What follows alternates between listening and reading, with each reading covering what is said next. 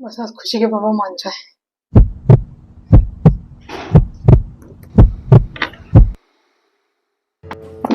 अरे आओ अंकल जी नमस्ते। बेटा, हमारे यहाँ पैर छू के नमस्ते करी जाती है। हाँ अंकल जी मैं पैर पता, अभी इज्जत नहीं होगी तो शादी के बाद क्या कहाँ की इज्जत होगी। और तुम हमारी बेटी से एक्सपेक्टेशन रखोगे वो शादी के बाद पूरे खानदान के पैर छुए। बेटा ये शादी नहीं हो सकती, कैंसिल, जाओ यहाँ से। अंकल मैं आपके पैर छूने ही वाला था, इतनी देर में आप बोलने लग गए। मेरा बस चले, मैं तो आपके पैरों में गिर के नमस्ते करूं। बेटा मैं बेटी नहीं, बेटी का बाप हूँ। तुम मक्खन सोच समझ के लगाना मुझे। आओ बैठ के बात करते हैं। अंकल आइए। अंकल हाँ बस बस, ज्यादा पैर मत छू।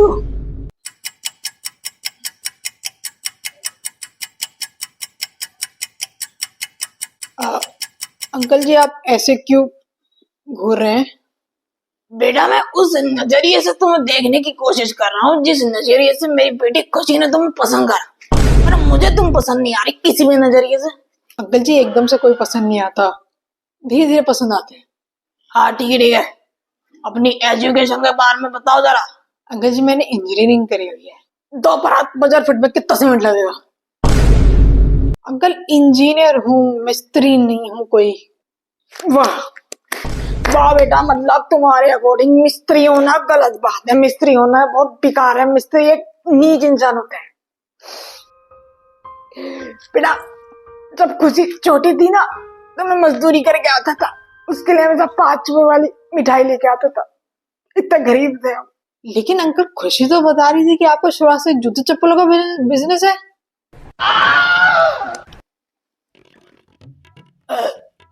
अच्छा ये बताओ, खाना बना लेते हो? हाँ अंकल सब बना लेता हूँ, इनफैक्ट घर का झाड़ू पोछा भी कर लेता हूँ। आपकी बेटी को कोई तकलीफ नहीं आने दूंगा शादी के बाद। बेटा शुरुआत के बाद तो भाई कभी विश्वास नहीं करना चाहिए, अक्सर वादे पलट जाते हैं बाद में। अरे अंकल मैं आपकी बेटी की बहुत केयर करता हूँ, वो खाना नहीं खाती जब तक तो मैं भी नहीं खाता। जब तक वो नहीं हकती तुम भी नहीं हकते क्या? अंकल ये सब बात छोड़ो, मैं आपसे बात करने आया हूँ। मतलब आपको पता तो होगा ही ऑलरेडी, मैं फिर भी बता देता हूँ। मैं आपकी बेटी का हाथ मांगने आया हूँ, मैं उससे शादी करना चाहता हूँ। हाँ खुशी ने मुझे बताया तुम दोनों ने शादी का डिसीजन ले लिया। बेटा भगवान मूवी सही कहती थी, ये जब बच्चे बड़े हो जाते हैं ना तो अपनी चलाने लग जाते हैं। माँ बाप को कुछ नहीं समझते, डिसीजन भी खुद ले लिया, माँ बाप कहाँ जाए? अरे अंकल जी ऐसा नहीं है, हम दोनों की शादी हम दोनों के घर वालों के परमिशन से ही होगी। बेटा एक बात बता दूं, ये शादी है कोई रिलेशनशिप नहीं। जब चाहे रिश्ता खत्म कर दिया, जब चाहे रिश्ता जोड़ लिया, निभाना पड़ता है। अंकल मुझे पता है ऑलरेडी। पता है ऑलरेडी? बेटा तुम्हारी पहले भी शादी हो रखी है कहीं? बेटा तुम मेरी बेटी को धोखा दोगे, ये शादी की नहीं हो सकती, कैंसिल। नहीं अंकल मेरे कहने का मतलब है कि मुझे पता है कि रिश्ता कैसे निभाया जाता है शादी के बाद। हाँ बताओ तो कैसे रिश्ता निभेगा? अगर तुम दोनों में लड़ाई हो जाए तो कैसे रिएक्ट करोगे तुम?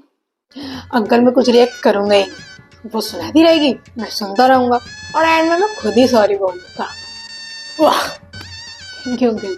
वाह, मतलब मेरी बेटी कुत्तों की तरह तुम्हारे पीछे भागती रहेगी और तुम उसकी बात एक कान से सुनोगे दूसरे कान से निकाल दोगे। वाह, शादी कैंसिल नहीं हो सकती, जाओ वहां से, शादी कैंसिल। अरे अंकल आप गलत समझ रहे हो। ये बताओ शादी के बाद अगर मेरी बेटी की गलती हुई तो सॉरी कौन बोलेगा? अंकल उसकी गलती हो मेरी गलती, सॉरी हमेशा मैं ही बोलूंगा। इनफैक्ट मैं अभी भी उसको सॉरी बोलता ही आ रहा हूँ।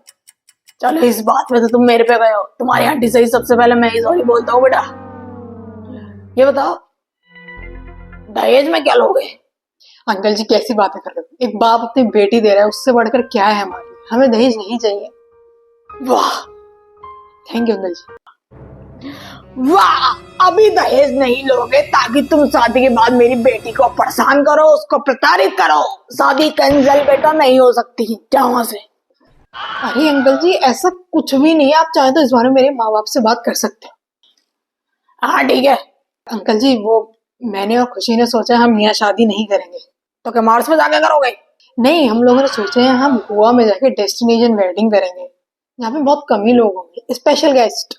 वाह बेटा, जब तुम दोनों ने खुद सब कुछ सोच ही लिया है तो हम माँ बाप कहाँ झक मारने जाएं? बेटा जितने में सब यहाँ से गोवा जाएंगे ना उतने में पूरी शादी निपटा दूंगा मैं तुम्हारी।